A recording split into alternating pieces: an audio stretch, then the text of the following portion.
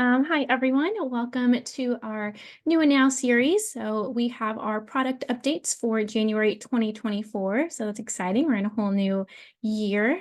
So I'm Alexis, if you haven't seen me before, also known as the Major Taylor Swift fan, if you were here early. But I am a certified trainer here on the Simple Strat team, and I help co-host our webinars with Tyler. So in this New and Now series, we'll be covering basically any new updates from the last month that HubSpot has released, and actually give you guys some use case examples that are designed to help you get real results now. So we do host these every single month, so be sure to stay connected on LinkedIn, wherever you found us, with me and Tyler, so you never miss our future events. So coming up today, we are going over some of the biggest updates surrounding our new requirements for email authentication. And also, if you met Tyler's last webinar in December about the Lades objects, we've got some major updates, and a lot of them correlated to some improvements that he identified. So we're excited to share those with you. And then after that, we'll dive into some smaller updates that you may have missed. They didn't get quite as much talk in the community, but they are still important things that you guys are probably interested in being able to deploy. And of course, we'll always have Q&A, so please be sure to jot down those questions, comments, concerns in that chat box, and we will cover them all at the end. If you're not familiar with Simple Strat, if this is your first time joining in on our webinar, we are a Diamond level solutions partner. So we offer tons of support in different ways. So whether you are looking to purchase or upgrade HubSpot, we do offer free purchase assistance. If you're already using HubSpot, you've been using it for a while, and you know you've got a mess going on, we can help kind of fix up your portal, do some audits, and fix things that you may or may not know is going wrong.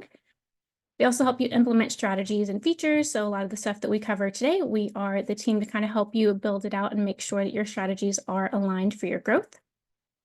We also got tons of educational support. So of course we have these webinars. We also have our HubSpot Hacks YouTube channel where you can find videos every week with tips, tricks, and tutorials. And then, of course, we have ongoing support as well. So we will help you manage your HubSpot portal, make sure things are going efficiently, help you if you are trying to migrate your website over and have some things going on over there, as well as marketing support.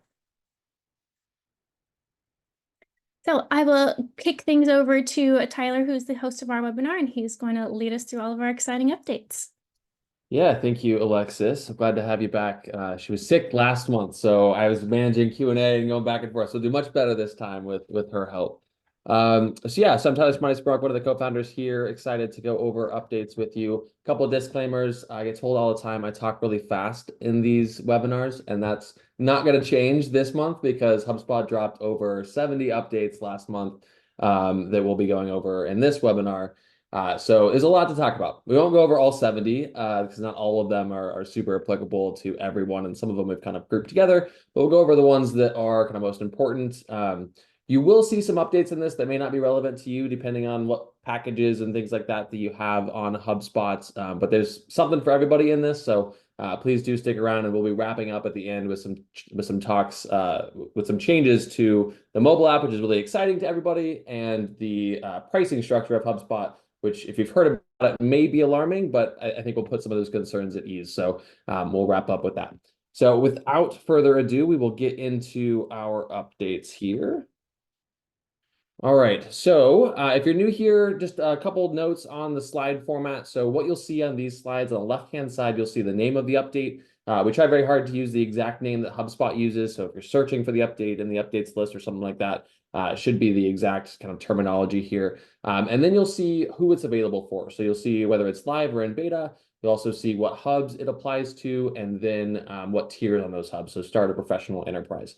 This one here is an update. It's actually two updates that we've combined into one. So Oneclick unsubscribe and SPF/DMARC for all. So Oneclick unsubscribe. If you aren't aware, Google and Yahoo made some announcements to some stricter requirements for people that are sending bulk emails, so marketing emails essentially. And any emails being sent to Gmail addresses, Yahoo email addresses, now have to meet stricter requirements. One of those requirements is that there is a one-click unsubscribe. And so what HubSpot has done, you don't need to do anything for this change. This change has already happened. They have updated their email headers so that there is a one-click unsubscribe button. It's like above the email. It's not gonna see it in the email. It's like above, kind of the same place you would see like the sender email address. Your recipients will now be able to click and unsubscribe. They can't turn it off. It is kind of mandatory from HubSpot, but it is in an effort to be in compliant with these new rules. So just want to make sure everybody is aware of that. And then SPF and DMARC for all, HubSpot is kind of making it easier to make sure that your email is verified. And we'll talk a little bit more about that in the next slide here. All right, so first thing to do is to make sure that you're in compliance with proper authentication. So one of the kind of new rules is that you are authenticated across all three major authentication methods, which are DKIM, DMARC, and SPF. So lots and lots of letters and nothing to do with sunscreen. And those all go into your DNS. So more letters for you. So I'm just going to run through these verification methods very, very quickly. This isn't going to be an in-depth lesson. We probably do a whole webinar on verification. The first one is DKIM. This is verification via digital signature. Basically, just all three of these really help make sure that nobody that isn't you can send emails from your domain, because obviously that would lead to lots of issues. We all have had those phishing emails come to us. This is one way to kind of help prevent that. So DKIM is the easy one. It's the standard one. If you're sending marketing emails from HubSpot, you probably already have DKIM in place. SPF gets a little bit harder to implement. It's a little bit more confusing. So this is putting in your DNS records very specific servers and IP addresses that are allowed to send emails from your domain. Most people do not have SPF in place, so this one is definitely one to check. First thing to know, it is a little bit confusing. You cannot use, you should not use the HubSpot provided SPF record if you also send emails from the domain outside of HubSpot. So if the domain that you're using to send emails, so like we send emails from simplestrat.com, our email address at simplestrat.com, we send marketing emails from that domain. We also send emails using that domain from our just regular Google, or if you use Outlook, we send emails using that domain from places other than HubSpot. HubSpot's record, basically, if you put it into your DNS settings, it essentially says that the only people allowed, the only server allowed to send emails from that domain is HubSpot, which is great if you're only using HubSpot, and it's problematic if you're not. You'll end up in spam filters and rejected emails if you're sending emails from sources other than HubSpot. So the other thing that complicates this is you can only have one SPF record. So if you have one SPF record for sending emails from Google or Outlook, for example, and one for sending emails from HubSpot, you can't just put both of them into your DNS. So what that means is that you need to combine those SPF records. So if you already have an SPF record, you need to add the HubSpot information to the existing record. If you don't have the record, you need to combine information from all the places where you send emails for your domain into one record and then add it to your DNS. So I know it gets a little bit confusing. I'll in a second, I'll tell you about how we can help you a little bit more if I just totally lost you. If you have an IT team, have them do this for you. They will understand it. DMARC is the last one. This tells receiving servers what to do if SPF and DKIM aren't passed. So if I'm an email provider, if I'm Gmail and I get an email from your email address and SPF or DKIM didn't pass, what should I do with it? Is essentially what DMARC is. HubSpot provided one does work. It works fine. It is the minimum required. So if you're really, really wanting to get a handle on email deliverability and really send a lot of emails, you may want to have a DMARC policy. It's a little bit more restrictive than the one that HubSpot provides you, but the one that HubSpot provides you is in compliance with the new rules. It will work fine. The other thing you need to make sure you're in compliance with is the unsubscribe links. So first thing is make sure, just kind of keep an eye on your metrics. Since HubSpot has that one-click unsubscribe, you may see a slight increase in unsubscribes. So if you do see that slight increase and you're wondering what the heck is going on, I'm sending the same kind of content at the same list, why am I seeing more unsubscribes? That's why. And if you're getting, dinged from leadership about this kind of stuff, you now have an excuse for a little while on having some higher unsubscribe rates. Ensure that you have a clearly labeled unsubscribe link in your email body. You should already have this because of canned spam, but some people hide it, or they call it something else, or just call it unsubscribe. Take it to your unsubscribe page. Don't take it to your manage preferences page. Have another link for that. It's not It's annoying as marketers. We don't like people dropping off our list, but you really need to have it. And then turn on unsubscribe links for one-to-one emails. This is not required, but we are recommending it. And if you've been following these announcements from Google or Yahoo, you may notice that you have to send a certain number of emails for these rules to apply. They're enforcing these rules starting in February, but kind of rolling them out slowly. Our recommendation is just get in compliance no matter who you are, because they're going to get stricter. They're going to apply to more people. And all of these things, if you do them, will improve your email deliverability. So more of your emails will make it to inboxes if you do these things, even if you don't have to do them. So our recommendation is just take this opportunity to do all of these things now. So in order to turn on unsubscribe links for your one-to-one emails, this is like sequence emails. If you open up a contact record and send an email from that, that's what this is talking about. If you want to do it account-wide, you need to turn on the data privacy settings. That does do a couple other things, like it turns on your cookie banner and things like that. So make sure that you're aware of all of the things that does. It does say on your settings page.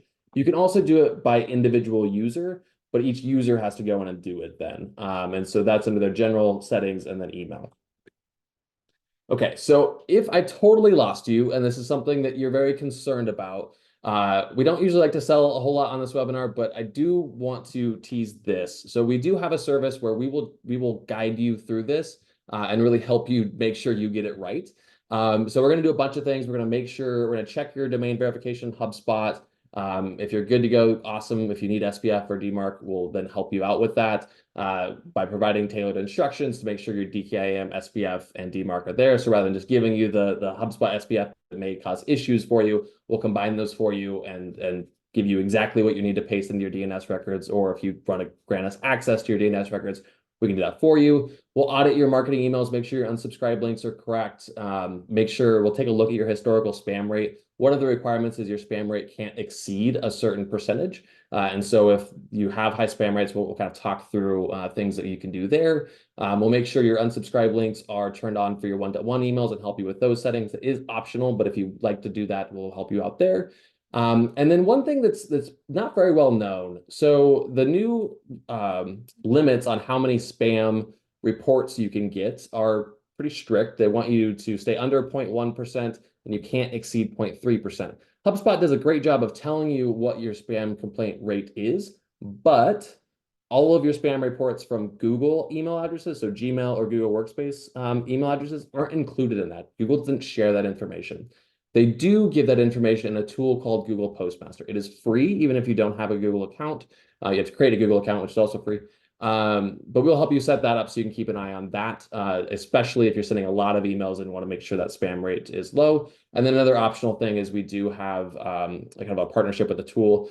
We can use their free version to help you monitor that Google Postmaster. So you don't have to worry about logging in there all the time. If your spam rates ever exceed a certain rate, we can get you a notification. So that's a one-time fee of $4.99. We do it all via email and recorded video, so you don't have to worry about doing a bunch of meetings and things like that. Pretty straightforward, but we do just help you get that lined out. Okay, so enough of that. We'll get a little bit less confusing here. So custom behavioral events are now called custom events. So this is enterprise only. It's across all the hubs though. Custom behavioral events have been around for quite a while, but they've been pretty inaccessible. They used to only be available for marketing enterprise. Now they're available for any enterprise hub. And they used to only be available through the API. So the only way you could associate a contact with a custom behavioral event is via the API. You had to create them in the API. You had to associate them via the API. So you always had to have a developer involved. So the changes involved here is one, they're not calling custom behavioral events anymore, just custom events. That's a small change, making it accessible to more tiers. And then the big one is you can now import a list of contacts and associate them to a custom event at that time. So rather than have to run everything through an API, you can do it via an import. Essentially, you can do it without a developer, which is awesome. So there's a lot of different ways to use custom events. Some of them are ways that use the API and were things you could do before. And some of them are brand new. So we'll start with the brand new ones. And this is a big one. So if you go to trade shows, there's a lot of talk about like HubSpot's not super great out of the box for doing attribution for trade shows. When you import contacts, they all get the offline sources. tag for their original source, and then you have to create custom properties or use campaigns, but you don't get contacts created. So like there's a lot of workarounds, and none of them are like great. This gives you another way to do attribution for trade shows. So you create a custom event for that trade show, and then you import the list of contacts for people that you either you got a list for sponsoring the event, or you gathered a list at your booth, or whatever you did. You import that list, and then you associate it with that custom event, which unlocks attribution reporting for the custom event. It unlocks things like customer journey analytics. This is marketing enterprise only. You can do things like who attended our trade show, how many of them then booked a meeting with us, how many of them became an opportunity, how many became a customer. You can set up whatever you want to track in this journey, but these are a great way to see how those in-person events affect that customer journey. You can also do this with co-hosted webinars. So let's say you've got a vendor that you're going to be on their webinar, and as part of that agreement, you're going to get a list of contacts. You could create a custom event for that webinar, import them. You can see these, in addition to all the reporting things I just mentioned, you can also see them on the timeline of the contact record or the company. So lots of great new information there. And then some of these are things that you've been able to do for a while with custom behavioral events, now custom events. So you can capture product usage. So if you're a SaaS company and you want to know, when or who has logged in, clicked a certain button, use a specific feature, gone through an onboarding. So you can do things like identify upsell, cross-sell opportunities if you're using product-led growth as your go-to-market strategy as a SaaS company. You can show how people are progressing through that onboarding flow. So how many people actually completed the onboarding flow, trigger a workflow when somebody does complete an onboarding workflow. So lots of things you can do with these if you're a SaaS company. And then even if you're not a SaaS company, you can also take information for how they interact with your websites and put it into HubSpot and take action there and see it on their timeline and do reporting on that. So HubSpot already shows you like page views and things like that. But if you want to see specific clicks, or if you want to see when they've scrolled, you can either use HubSpot has a JavaScript tool that you can use for these, or they also have a no-code, what they call event visualizer. So you kind of you go through this event visualizer and you basically click on your website what you want to track. That is also marketing enterprise only. So all of this is available to all enterprise hubs except for the customer journey analytics and that event visualizer. Those are both marketing only. Okay, big updates to the leads object. So the leads object is basically like pre-deal. So if you've got SDRs and BDRs reaching out to people, if you're trying to engage people through cold outreach or prospecting, before they really get into a deal pipeline, the leads object is great for that. The HubSpot announced it at Inbound. We've seen more and more companies use this, but it did have some limitations. A lot of those limitations have been removed with this one update that is 3 things. So adding a lead object owner property, improving lead visibility, and adding bulk lead actions in the prospecting workspace. So let's walk through a little bit more detail about what those mean and how you use them. First one is the lead owner. So what it used to be is that whoever owned the contact record, or if there wasn't a contact associated to lead, whoever owned the company record, that person was the owner of the lead, full stop. You couldn't change that. You could change it via changing who owned the contact, but that was it. Now it's a distinct property that doesn't have to be linked to that contact or company owner. So let's say you've got an account executive who owns the contact, but you want the SDR to own a lead. You can do that. Let's say you have an existing customer that's owned by maybe a customer success manager or something like that, but you have a lead for that existing customer being managed by somebody else. You can do that.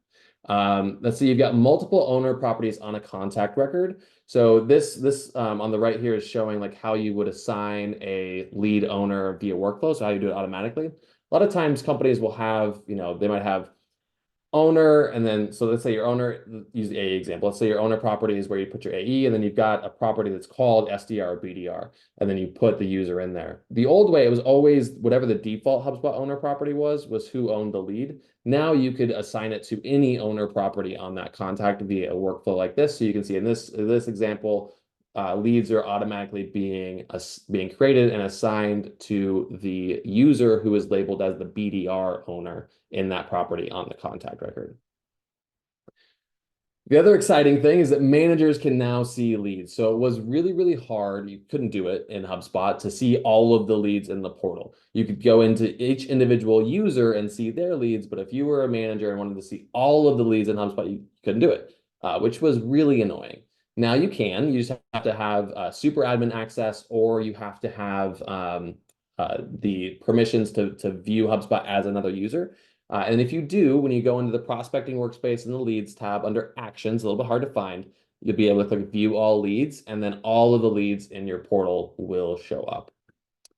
And you can also do bulk actions. So you can do bulk actions across all of those leads if you're an admin, or if you're an individual salesperson, you can do bulk actions with just your leads.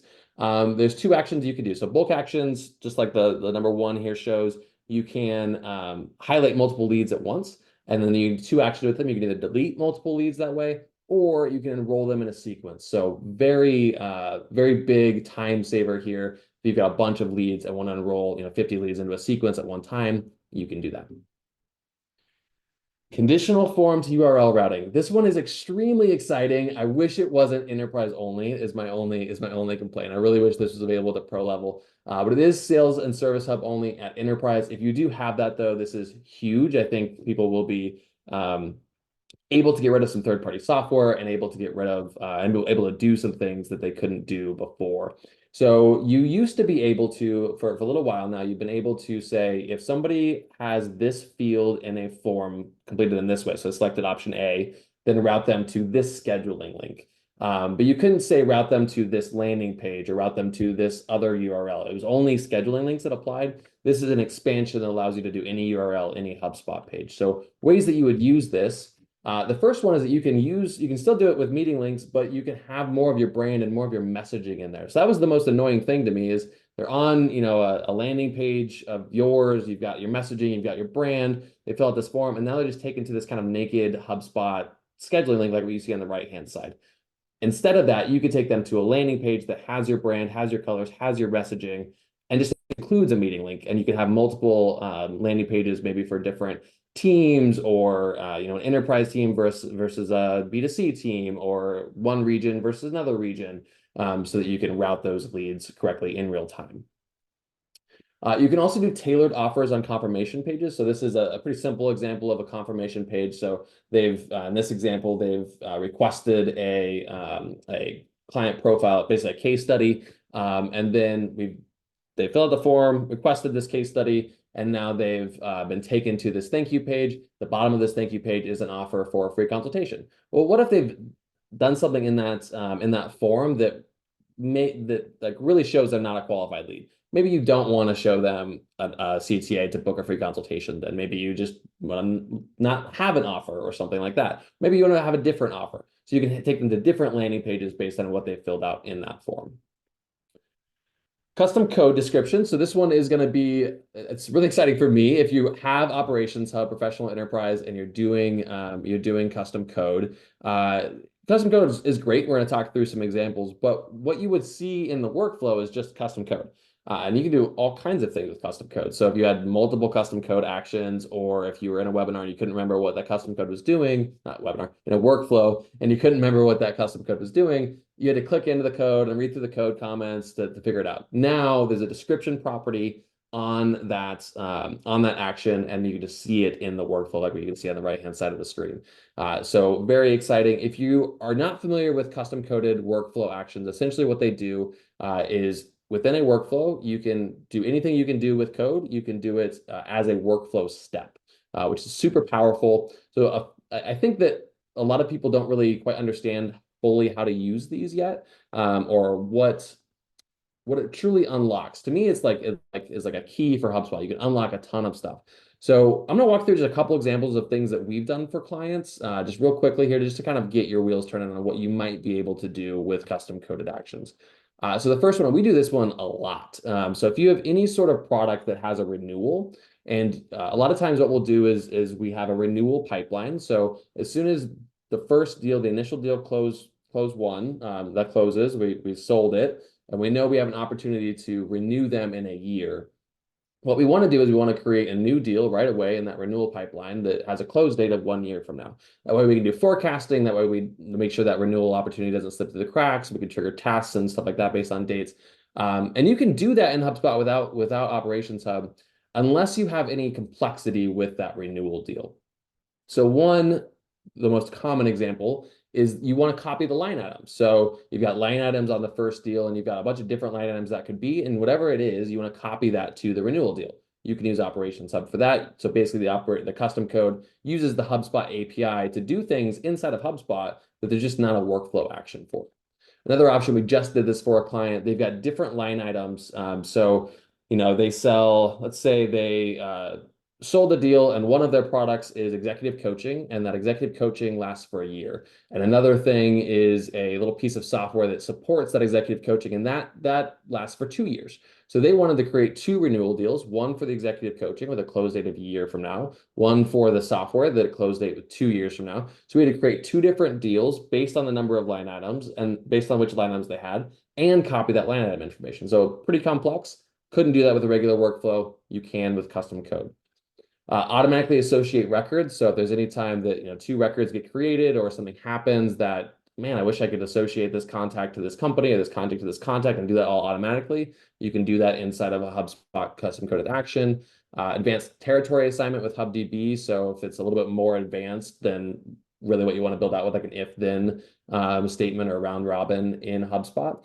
For this client, we had a HubDB table with a bunch of different zip codes, and the HubSpot user that was associated to had the territory with those zip codes, and we used the custom coded action to refer to that table and assign owners that way.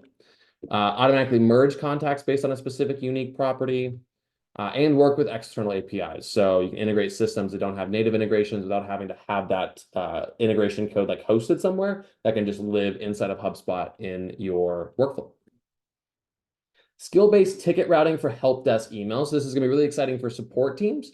So essentially what you can do is for users, you can assign skills, and you can create new skills. And so we've got skills here. So, Tessa is great at billing. She's great at VIP customer support, good for white glove support, whatever you want the mark here for. And then you can say, you can create rules. So if a ticket has these properties, then we want it applied to this VIP tag, and we want it routed to the next available rep that has that VIP tag on them. So some examples for this. So on the right-hand screen here, you can see what it looks like to kind of have the filter set up to apply those tags to the tickets that then match with the tags for the users. But you can do this based on geography of the person submitting the ticket, based on language, based on the product type or department. So they bought a certain product type or they bought a certain product from a certain department, and that routes to a specific service team or a specific service user. Maybe you've got enterprise accounts versus small business, and those route to different support teams. A paid user versus a free user, maybe that has a different SLA or different support team there. Churn risk, so an account that has a churn risk on it, maybe you have a churn risk score that you have a HubSpot scoring property that you're using to calculate that, and you want to route them to a really high level kind of white glove type support rep. VIPs, like what the example shows here. Target accounts, so maybe you've got an A and B or a ABM sales motion, and you've got accounts that you're trying to resell into, and so you want that support ticket to maybe go to some rep that maybe has a little bit more sales experience or is a little bit higher level. So lots of different examples. Your imagination could probably run wild here, but any segmenting you have in your support team, you can now sort of automate the routing to the right person with Help Desk. Which brings up the question, what the heck is Help Desk? This is a great question, because I think HubSpot usually does a great job of sharing their updates with people. Help Desk has been pretty quiet. It's in beta ? Because I don't know if they're calling it a public beta or a private beta. There was a waitlist that you could log in, that you could sign up for. That waitlist is still live, but the copy on it still says that you'll be granted access if you're on the waitlist in December. So I'm not sure if getting on that waitlist is something that is relevant. We're also starting to see it kind of pop up in the wild. So I'm bringing this up because the ticket routing thing was only for Help Desk. There's a couple other updates that came out last month. It was only for people that had Help Desk. If you don't have Help Desk yet and you want it, I recommend that you talk to your customer service manager at HubSpot. If you don't know who that is, if you reach out to support, and ask them, they'll route you to the right person. They can probably get you access to the beta. I can't promise that. But the other thing that we're seeing is we are seeing it start to pop up in the wild. So I think a big rollout is coming very soon. I wouldn't be surprised if we're talking about it more in the next update. Essentially what Help Desk is it's taking the ticket experience and the conversations experience in HubSpot and bringing them into one spot. So it's much more of like a Zendesk a Zendesk type experience. It's a lot more cohesive for your service rep. So know that that's coming if you don't have it, and that's a little bit about what it is if you see that word floating around. Currencies APIs. So this is going to be really big for anybody that's managing exchange rates, so multiple currencies inside of HubSpot, which you need Sales Hub at the starter, pro, or enterprise level to do that. And so what they've done is they've opened up the API to automatically update those exchange rates. And so a couple different ways to use that. The first one is you can keep them in sync with other systems you might be using that also have exchange rates. So let's say you have an ERP and you manage your exchange rates there. And anytime you update those exchange rates in the ERP, you want them automatically updated to HubSpot. You can use the Currencies API to do that. You can also use the Currencies API to, and you can do a combination of what I just said and this, to keep HubSpot's exchange rates accurate. So you don't have to like have a process where you check every week or every month to go and then update the exchange rates. You can update them daily based on the current exchange rates between the currencies. So a couple different ways to do that. First one would be you've got a source, so there are public APIs available for getting that exchange rate information. You tie those in with the Currencies API, and then you use that updates the exchange rate in HubSpot. Everything I've talked about so far does require a developer. You can use Operations Hub custom coded actions to do a lot of this, by the way. If you're not a developer, don't have access to a developer, but you are using exchange rates and you want them updated in HubSpot, there are also 2 apps in the app marketplace. They do have a fee associated with them, but it's not terrible. One's called Currency R8, one's called Do Currencies. They both work well, so take a look at them, pick which one makes most sense for you. But they will just update the exchange rates for you without having to, essentially, they're using the Currencies API, but you don't have to worry about all of the technology and coding that's happening in the background. It's just going to work for you. So that is an option if you don't have a developer on the team or don't want to tap into that resource right now. Okay, so I know that those updates were a little more technical than usual, but my guess is I've got like 10 people on the webinar really, really excited, and a lot of people that are like, that's cool, but I don't have enterprise, or like, I have no idea what he's talking about. We have a lot of small updates that are going to be much more widely applicable, and I think a lot of them are pretty exciting.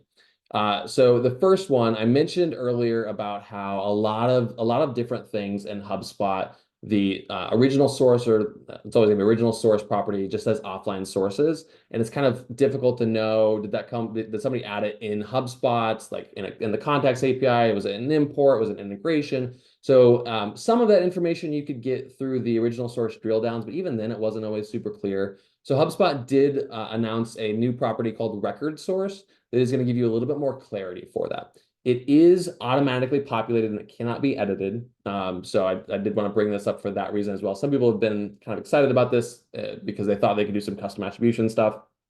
It is automatically managed by HubSpot. So it is fairly limited, but it does provide some more insight, especially into those offline sourced records.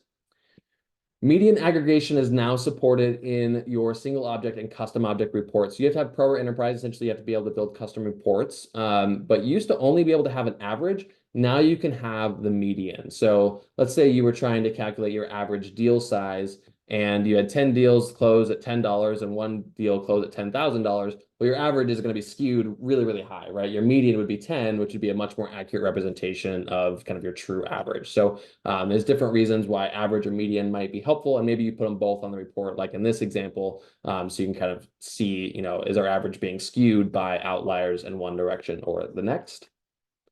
Copy permission from existing users. I know Alexis is super excited about this one, helping our clients get set up with their initial users. So if you have a user with a set of permissions that you want to apply to a new user, you can just copy those permissions over. And what I love about this is there's a lot of tools in Enterprise to make this easy. In the lower tiers, it's not that easy. And so this is available to all tiers and very easy to just copy those over to new users.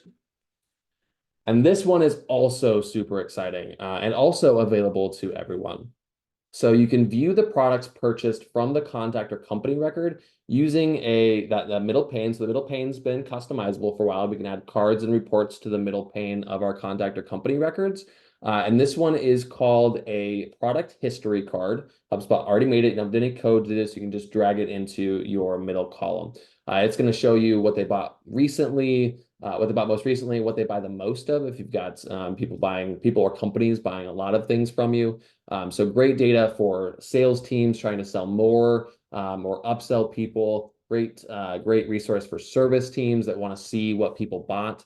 And so this is a great tool. I'm really used to have to to do this. Used to have to fill in properties via workflows or click into deals or have the product name in the deal name and see it in the site. It's just kind of messy. It didn't really work very well. So this is great insight that you can have just right on the record. LinkedIn polls and document support. So if you're managing your social media from HubSpot Marketing Professional Enterprise and you use LinkedIn, there's 2 new LinkedIn post types that you can have. So documents allows you to post PDFs and things like that. But the most common use case is seeing those carousels that people have. Those are usually PDFs. And so you can create those carousels from directly inside of HubSpot. And you can create LinkedIn polls and see all of the data for those polls directly inside HubSpot as well. So great tools for increasing engagement with LinkedIn and using more LinkedIn post types from directly inside of HubSpot. If you're using Microsoft Dynamics or NetSuite, you now have a couple new things that you can do using HubSpot without ever having to leave NetSuite or Dynamics. So one thing that you can do is book a meeting. So you can book a meeting and have that meeting show up on your calendar. If it's integrated with HubSpot, you can see availability, all of that, which is awesome. And that's available to everybody that has meetings, essentially everybody. And then you can also enroll a NetSuite or Dynamics contact in a HubSpot work or HubSpot sequence, which is going to send them a series of emails or create a series of tasks for you or both. That does require that you have access to sequences, which is available in Sales Hub Pro or higher. So great tools for salespeople that are using both HubSpot and Dynamics or NetSuite and don't want to minimize how often they're bouncing back and forth between those systems. We can also record payments manually for invoices. So you've been able to invoice from HubSpot for a while. It's pretty limited. And one of those big limitations has been that it only really worked with HubSpot payments. So if they paid you through another means, they sent you a check or they wanted to initiate a wire transfer, then there was no way to mark that invoice as paid. Now you can. So you can open up an invoice in HubSpot and record a payment to that invoice regardless of how you get paid.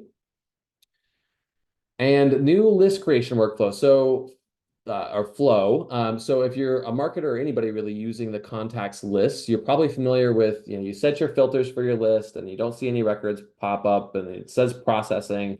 Then you save and then there's still no records and you see 100 people, but you don't see any people and you refresh and now you see 50 of the 100 and refresh again. And now you see 100. Pain in the butt.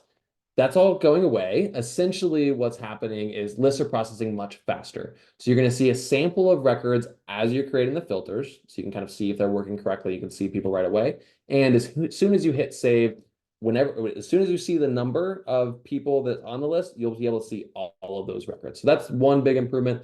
The other big improvement is you're going to be able to sort by the date they were added to that list. So if you want to hop into a list and see people that were added to that list most recently, there's a column you can add and you can sort by that, which is something that I've been wanting for so long. It's a small thing, but it really is. If you looked for it and couldn't find it, it's just one of those things really, we don't have that? Now they do. List notifications, this is enterprise only. So you got 3 different types of notifications. When a list is edited or deleted, if the list size changes significantly, or if it reaches a specific size. So if you've got an event you're trying to manage and you only can have 100 people sign up for that event, you get a notification when you reach 100 people and maybe you'll turn off the landing page or something like that. So lots of different ways to use this. It is enterprise only, but pretty powerful if you do have that enterprise version. And then a ton of updates to mobile. So the mobile app is HubSpot's ugly little stepchild for a long time, and they're finally starting to focus on it these last few months. And I've been very excited to see oh, I can do this in both places now. So quite a bit of updates that came out in January. So sending an email from inside of the HubSpot mobile app, you can do a few new things. So attach files, schedule that email for later. They basically overhauled that experience a bit, so you can do a lot more from directly in there. If you have iOS, some improvements to how you can see deals and the board view and some limits on how many deals you can see and things like that have been improved. You can now view line items in HubSpot, which is, it's great to be able to see them, but you can also now add, remove, and delete them from deals and quotes. So you can work, if you're in field sales and you need to get a quote out right away, you can add a line item to the quote, send the quote, do all that from right in the mobile app, which is awesome. We can also enroll contacts in a sequence from a company or deal record. One of the big limitations for the mobile app for a while is like everything kind of went through the contact record. So you always had to like do a bunch of clicks to get to the contact record and then do whatever you wanted from there. Now, if you're in a company record, if you're in a deal record, you can enroll an associated contact in a sequence directly from there. And they've also combined, used to be your tasks lived in one place, your meetings lived in another place. Now they combine that into one screen. So essentially like, here's the things coming up all on one screen for you. One update that is, I think, a big deal for people that are using custom objects. It's not out yet, but they have said that it's in development, is you will be able to access custom objects from the kind of main menu without having to click through the records they're associated with, which if you're using custom objects, that's going to save you a ton of time. Basically, for a lot of people, custom objects were kind of useless on mobile. That's going to be a big update that sounds like it's going to be coming out in the next month or so. So hopefully I can talk more about that in the next webinar. Okay, last update before we go through pricing. We'll tease out some webinars coming up and then go through Q&A. So the update is pricing. So you may have already heard about HubSpot's changing their pricing model. This takes effect March 5th. It's not a reason to freak out if you are a current customer. And so I wanted to hopefully ease some concerns today. So a little bit about what the new pricing model is. I'm not going to go into specific costs and things like that because there's a lot of information.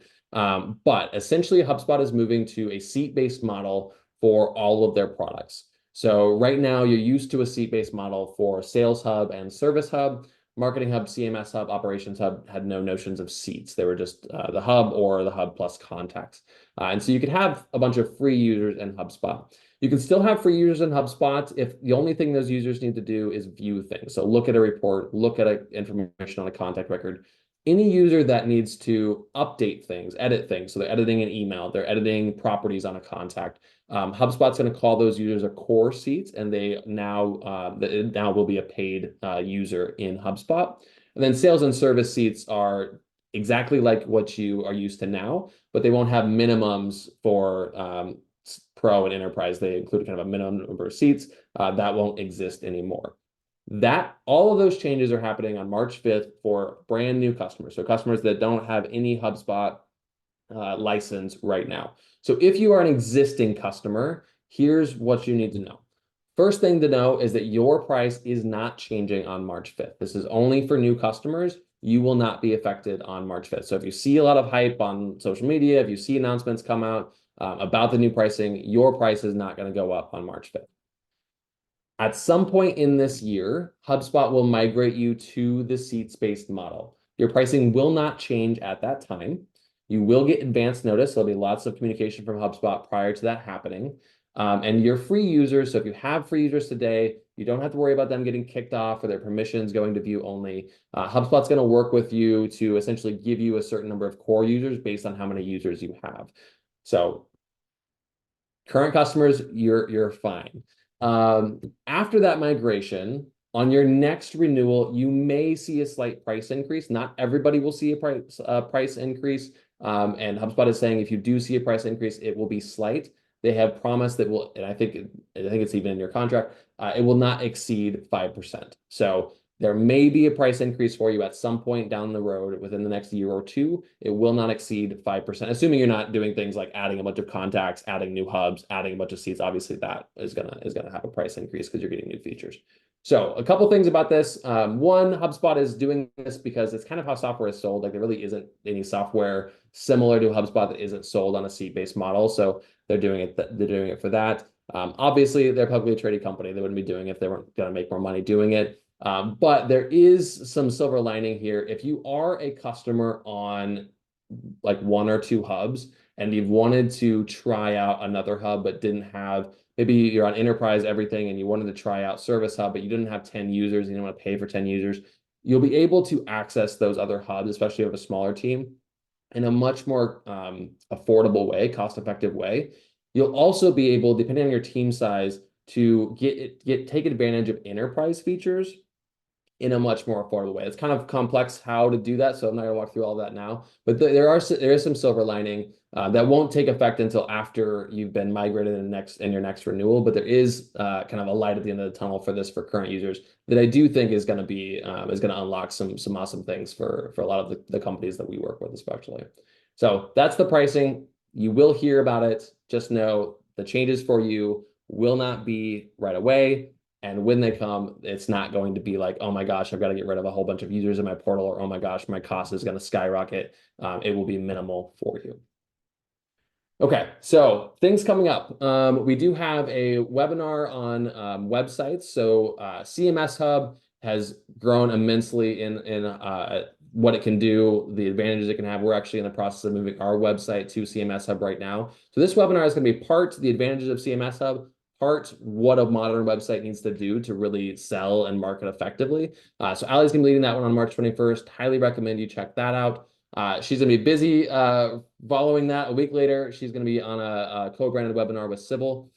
So if you have an AI note taker for your Zoom calls or your sales calls, or if you've seen that and you've been curious about what that is, this call, so Sybil is one of those technologies. This webinar is going to be about, how do you do that? How do you use that for more than just taking notes? How do you really get insights that can help you sell better, sell more, use those insights for other things? So Allie's been piloting a lot of tests internally with that tool. So she's gonna be joining them and talking about ways to use AI tools like that to really accelerate growth beyond just a summary of a meeting.